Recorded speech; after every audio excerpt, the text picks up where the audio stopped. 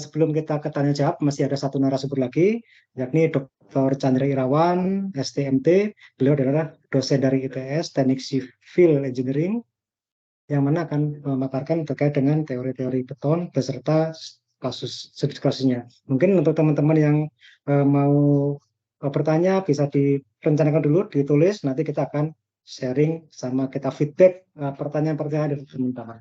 Baik, untuk mempersingkat waktu dan tempat kami persilakan Dr. Chandra. Selamat sore, Bapak Ibu. Assalamualaikum warahmatullahi wabarakatuh. Waalaikumsalam. Waalaikumsalam.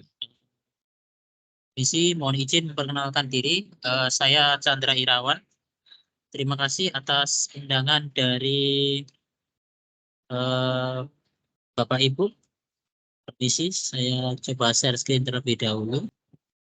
Di sini sesuai dengan yang diberikan kepada saya, yaitu terkait dengan topik yang akan kita bahas adalah teori dasar terkait dengan beton, ya, baik untuk pengecoran biasa maupun beton yang biasanya digunakan untuk tiang pancang. Dalam hal ini adalah tiang pancang stone pile. Namanya adalah tiang pancang stone pile. Dalam materi ini, dalam bahasan ini saya bagi menjadi 3 poin.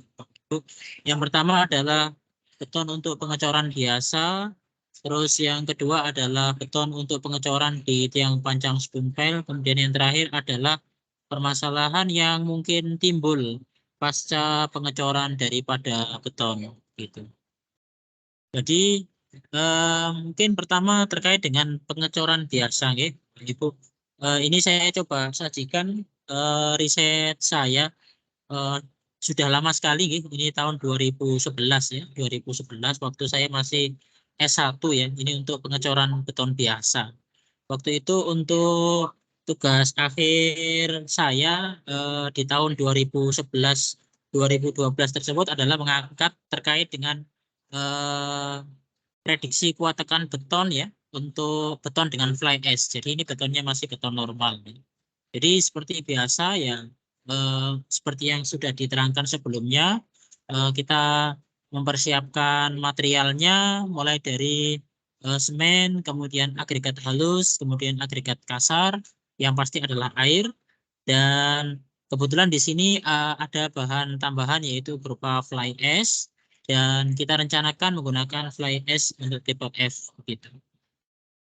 Nah, yang pasti Bapak Ibu terkait dengan perencanaan beton tidak lepas daripada testing material terlebih dahulu sebelum kita membuat job mix formula. Jadi kita perlu meyakinkan bahwasanya material-material yang kita gunakan telah memenuhi standar ya, seperti yang disampaikan oleh pemateri-pemateri sebelumnya. Yang pertama di sini untuk fly ash kita mengacu pada standar yaitu ASTM C618. Nah, jadi ada beberapa pengujian yang perlu kita lakukan untuk memastikan bahwasannya material yang kita miliki masuk di dalam kategori kelas F seperti itu. Nah, misalnya di sini untuk properti kimia ya. Jadi untuk properti kimia di sini untuk disyaratkan untuk kategori F yaitu apabila persentase antara SiO2 Al2O3 plus Fe2O3 adalah minimum 70%. Nah, kebetulan dari yang kita gunakan dalam adukan semen ini adalah fly ash memiliki kandungan ketiga material tersebut, ketiga oksida tersebut sebesar 80,4% sehingga terpenuhi. Kemudian selain itu juga perlu kita cek kehalusan daripada fly ash tersebut, dan di sini didapatkan tingkat kehalusannya itu adalah sebesar 19,6% ya, jadi memenuhi ya batas maksimum sebesar 34%. Oke, ini komoditas tertahannya di sini ya, di nomor IAkan 325. Selanjutnya adalah, nah ini kita juga sempat melakukan uji SEM. Jadi apabila kita uji SEM ternyata butiran daripada fly ash-nya ini cukup bagus ya, sehingga tadi sudah diterangkan dari pemateri sebelumnya bahwasanya penggunaan fly ash keuntungan lainnya adalah kita bisa meningkatkan workability daripada betonnya ya. Jadi betonnya bisa lebih lumer ya, bisa lebih flow seperti itu. Kemudian selain fly ash yang kita lakukan pengujian adalah termasuk pasir ya. Kita perlu ngecek kelembabannya, berat jenisnya, kemudian resapannya, kebersihan organik, kemudian kadar lumpur kita juga perlu cek ya. Kemudian kita perlu mengecek juga berat volumenya. Nah, data-data tersebut perlu kita cek yang pertama untuk memenuhi syarat keberterimaannya. Kemudian yang kedua adalah untuk memastikan bahwasannya data tersebut nanti akan kita gunakan di dalam penyusunan mix design. Nah, selanjutnya ini adalah untuk ayakan ya. Jadi kita perlu memastikan pasir yang kita miliki ini masuk di dalam grade berapa ya. Kemudian fine modulusnya berapa ini juga perlu kita cek ya dalam ayakan pasir. Nah, selain fly ash, selain pasir, kita juga perlu mengecek batu pecahnya. Ini standar seperti tadi juga, yaitu mulai dari kelembapan, kemudian berat jenis, kemudian juga resapannya, kebersihan batu terhadap lumpur, kemudian keausan juga ini kita cek ya. Kemudian berat volume, kemudian kita juga melakukan analisa ayakan ya, apakah bagaimana terkait dengan ukuran agregat maksimum berapa, modulus kehalusannya bagaimana. Nah, data-data tersebut semuanya kita perlu cek ya, terutama nanti adalah untuk penyusunan mix design. Nah, ini yang pernah kami temui ya waktu kita kunjungan ke Jepang ya. Waktu itu kita mengunjungi ke Nippon Concrete Industry. Jadi setelah material-material tersebut kita ketahui propertiesnya dari sampling yang sesuai standar, mereka sudah menyimpan material mereka itu di dalam silo-silo seperti ini, sehingga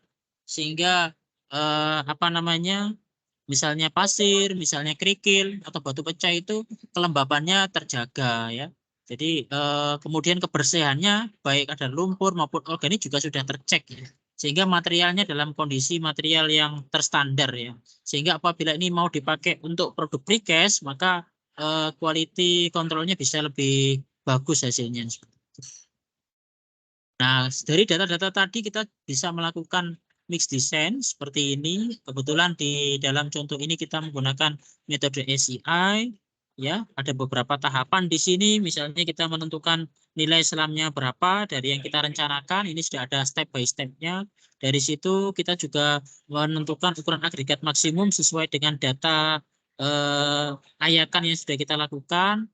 Dan dalam metode ACI ini langsung kita bisa diarahkan ke estimasi campuran airnya perlu berapa kilogram untuk per meter kubik beton sesuai dengan selam yang kita rencanakan dan ukuran agregat maksimum di sini.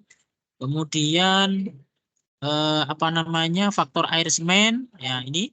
Nah, kebetulan di sini di dalam penelitian ini waktu itu sudah ada trial sebelumnya ya. Jadi untuk kuat tekan sebesar 35 MPa kita perlu faktor air semen berapa seperti itu, dan ini dapatkan sebesar 0,48. Nah, kemudian dari situ kita bisa menentukan kebutuhan semennya. Kemudian berdasarkan data finesse modulus daripada agregat kasar, kita bisa menentukan proporsi ya daripada volume agregat kasar yang kita gunakan. Kemudian yang terakhir kita bisa menentukan jumlah volume daripada agregat halus yang kita gunakan. Dan tidak lupa setelah volume tersebut kita dapatkan, maka kita perlu menyesuaikan daripada agregatnya sesuai dengan kelembaban dan resapan yang ada. Ini kita perlu kita koreksi ya supaya jumlah air yang kita tambahkan ke beton ya dalam proporsi yang pas. Nah, kemudian kebutuhan di atas ini adalah untuk 1 meter kubik beton ya. Jadi kalau kita punya volume yang berbeda, maka perlu kita sesuaikan ya dengan volume yang kita gunakan. Kebetulan di dalam riset ini cukup kecil volume yang kita perlukan, hanya sekitar 0,076 meter kubik, sehingga ini yang kita buat. Fly ash-nya kita pakai maksimal yang bisa kita gunakan di sini adalah 15% ya. Ini sesuai dengan batas minimum di SNI yang disampaikan tadi. Nah, Kebetulan waktu itu di dalam riset ini kita menggunakan metode curing yang agak berbeda ya. Jadi kita menggunakan steam curing dan kita record di sini temperatur yang kita aplikasikan baik itu di box steam maupun benda ujinya ya, benda ujinya.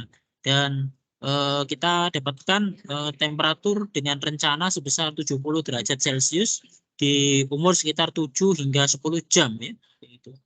Dan ini yang kita dapatkan di umur 28, ini ya kekuatan rencana target sudah bisa kita capai ya dengan rencana tadi sebesar 35 MPa seperti itu.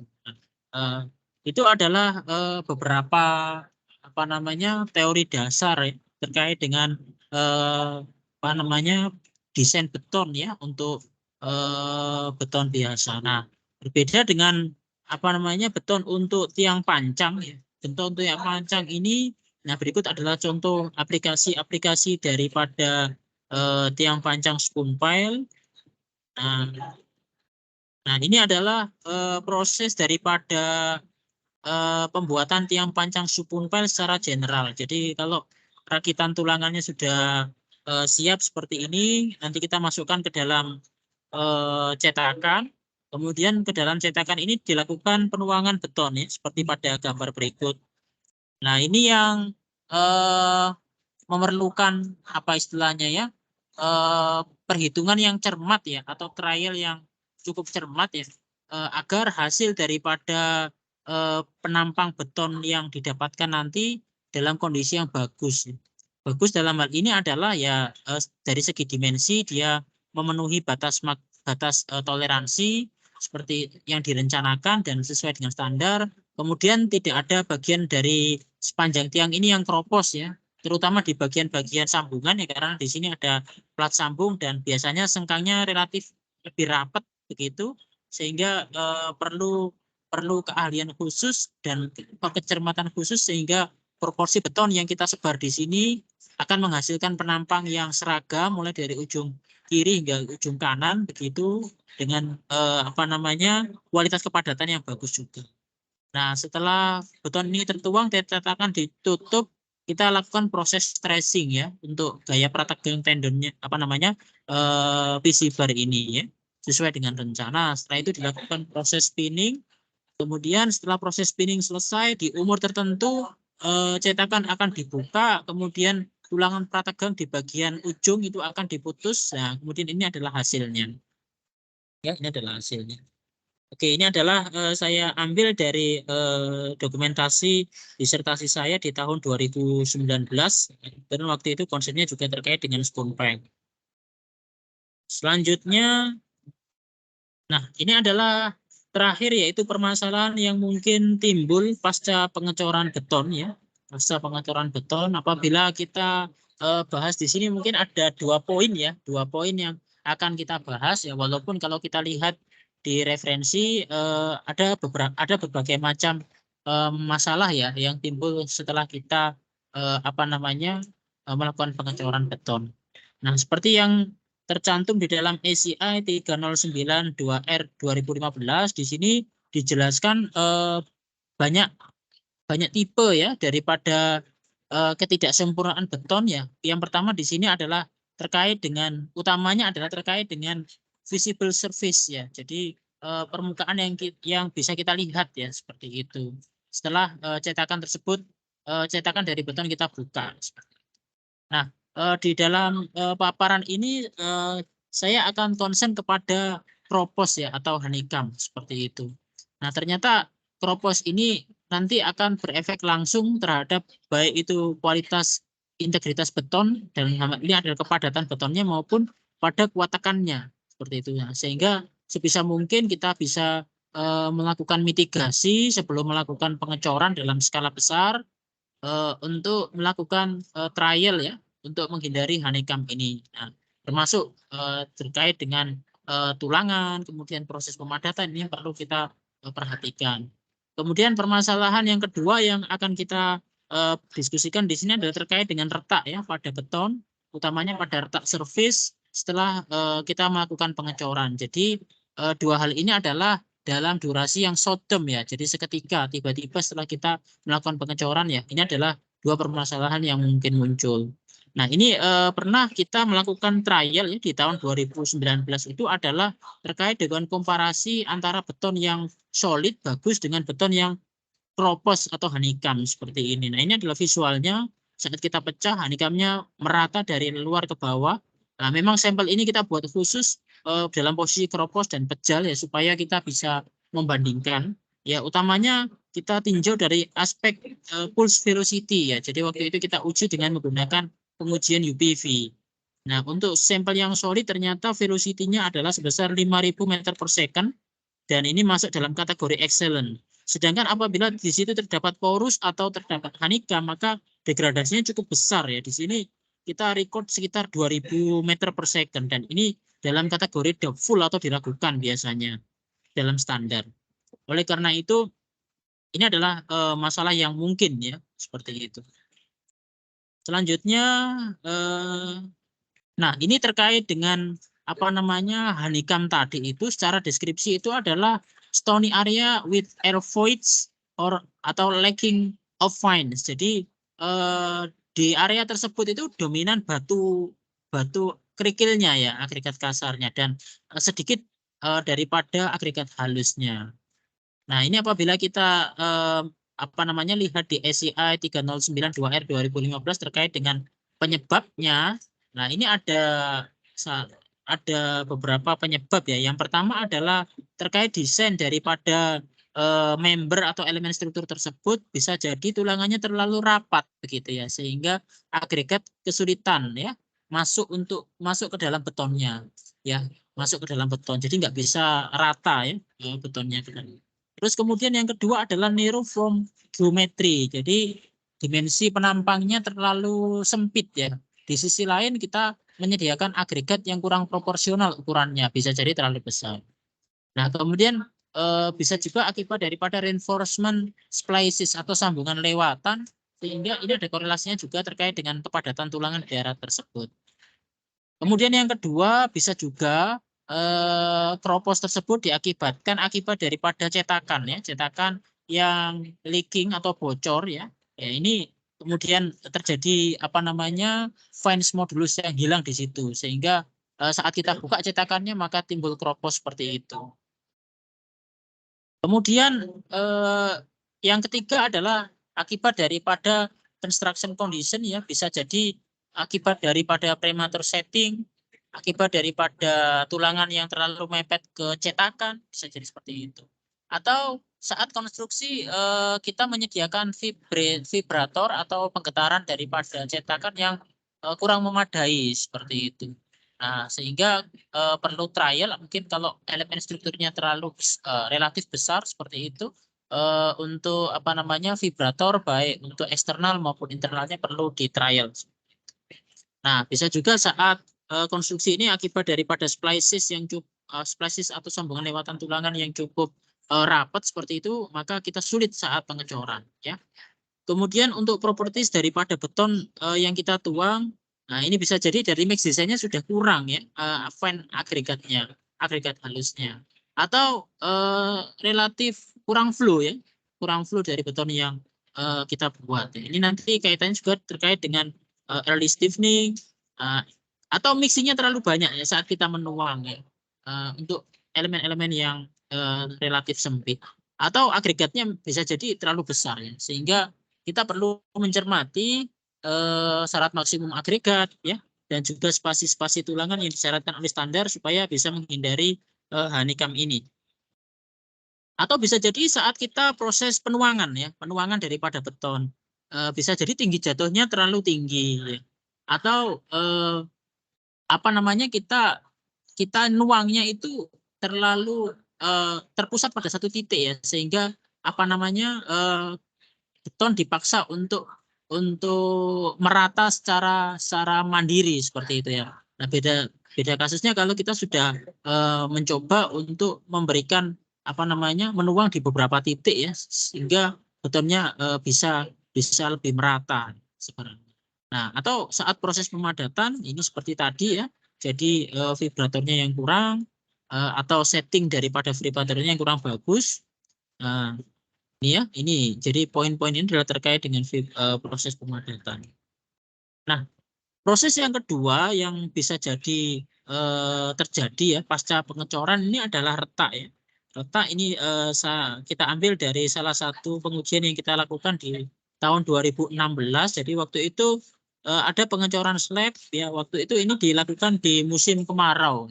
Musim kemarau dengan temperatur yang cukup tinggi, kemudian wind speed atau kecepatan angin yang cukup tinggi juga, sehingga mempercepat evaporasi yang terjadi pada beton ini. Akhirnya terjadi retak-retak seperti ini. Ya, retak-retak seperti ini, dan waktu itu kita diminta untuk menginvestigasi ya terkait dengan lebar retaknya, ya apakah masih memenuhi standar seperti itu, dan utamanya adalah kedalaman retak ya. Dan waktu itu kita cek ternyata kedalaman retaknya sudah sampai di level tulangan ya. Jadi mau tidak mau dari retak-retak yang ada ini perlu dilakukan proses grouting ya untuk penutupannya gitu. Untuk menjaga keawetan daripada si beton ini. Dan memang terkait dengan retak-retak ini apabila kita lihat pada referensi memang banyak sekali ya penyebabnya, baik yang sifatnya short term maupun long term. Misalnya akibat rangka ataupun akibat dari alkali silika alkali agregat reaction seperti ini. Ini durasinya waktu lama. Jadi intinya adalah di dalam pekerjaan beton ini ya, kita perlu menjaga beton ini mulai dari saat proses pemilihan agregat harus sesuai standar, proses mixing harus sesuai standar, kemudian proses pengecoran pun harus sesuai standar. Dan tidak lupa adalah ada yang namanya maintenance agar beton ini memiliki umur yang panjang ya sesuai dengan yang kita rencanakan. Nah, itu tadi adalah secara general, dan apabila secara spesifik untuk yang beton spoonpel ini adalah yang bisa jadi adalah keropos ya. Keropos utamanya yang sudah saya sampaikan tadi adalah di daerah plat sambung. Apabila kita memberikan beton yang kurang merata sepanjang tiang itu, maka setelah proses pemadatan itu utamanya di bagian ujung bisa jadi terjadi void ya di daerah situ ya, karena tulangannya cukup rapat dan juga ada plat sambung di situ. Nah, kemudian yang kedua adalah seperti yang disampaikan Pak Dudung tadi, itu adalah terkait dengan penampang ya yang melebihi toleransi. Memang kalau kita lihat di SNI yang terbaru terkait dengan tiang pancang bulat berongga ini ada batasannya ya. Jadi untuk lebihnya bisa 5, kurangnya bisa 2 untuk tiang pancang yang di bawah diameter 300. Nah, di atasnya ini bisa lebih 7 atau kurangnya ini. Kemudian tebelnya juga ada toleransi-toleransi seperti ini. Nah, singkat cerita, tadi Pak Dudung juga sempat nyinggung ya, walaupun khusus terkadang pihak user, customer, ya pedomannya adalah standar ini ya, seperti itu. Sehingga yang bisa kita lakukan ya di dalam produksi beton untuk spoonpel itu adalah volume penuangan beton yang sudah teruji begitu ya, dengan sekian kubik nanti akan menghasilkan tebal daripada dinding spoonpel yang sesuai dengan yang direncanakan dan memenuhi deviasi daripada toleransi standar. Nah, demikian yang bisa saya sampaikan Bapak Ibu sekalian ya, terkait dengan 3 poin tadi, itu yaitu terkait dengan pengecoran beton secara umum. Kemudian yang kedua adalah untuk yang spoonpel, terus yang ketiga adalah beberapa hal yang mungkin bisa terjadi pasca pengecoran seperti itu. Terima kasih, saya kembalikan ke moderator. Untuk next slide, di sini ada pertanyaan dari Pak Eri Dwi untuk Pak Chandra Irawan. Beliau bertanya, Pak, kalau menggunakan fly ash, apakah tidak menimbulkan masalah pada warna beton dan low strength-nya? Monggo Pak Chandra bisa dibantu Pak untuk pertanyaan ini. Ya, baik. Terima kasih Pak Tri. Ya. Terima kasih Pak Eri Dwi atas pertanyaannya. Jadi sejauh ini memang warna daripada fly ash itu berbeda dengan warna daripada semen, gitu. Jadi kalau semen itu warnanya abu-abu gitu ya. Tapi kalau fly ash itu kalau pengalaman kami macam-macam Pak warnanya. Jadi ada yang warnanya agak oranye, agak warna kuning. Jadi ada yang warna mendekati semen pun ada ya. Sehingga dan itu deviasinya cukup besar Bapak Ibu. Jadi kalau kita tambahkan ke beton warnanya juga bisa beda ya, itu juga menjadi permasalahan ya. Sehingga kadang juga kalau itu menjadi concern daripada user, maka nanti bisa jadi ada additional cost misalnya saat finishing perlu pewarnaan seperti itu ya kalau kita pakai apa namanya fly ash seperti itu. Nah, kemudian yang kedua terkait dengan low strength ya memang seperti yang saya sampaikan tadi di dalam penelitian saya waktu itu alasan menggunakan steam curing adalah untuk mencoba mengejar ya strength di usia muda. Mungkin tadi di usia 7 hari kita sudah ya hampir sama dengan beton normal ya karena kita udah memberikan effort yaitu memberikan steam curing ya di temperatur 70 derajat Celcius di usia 7 hingga 10 jam ya sehingga saat umur 1 hari pun sudah tinggi seperti itu sudah hampir menyamai dengan beton normal seperti itu. Begitu Pak terkait dengan penggunaan fly ash ya. Jadi mungkin dari aspek green-nya dapat ya seperti itu tapi tetap kita perlu memberikan sentuhan lain ya untuk seperti halnya warnanya maupun graining atau capaian daripada strength-nya seperti itu. Ya, terima kasih Pak Chandra atas jawabannya Pak.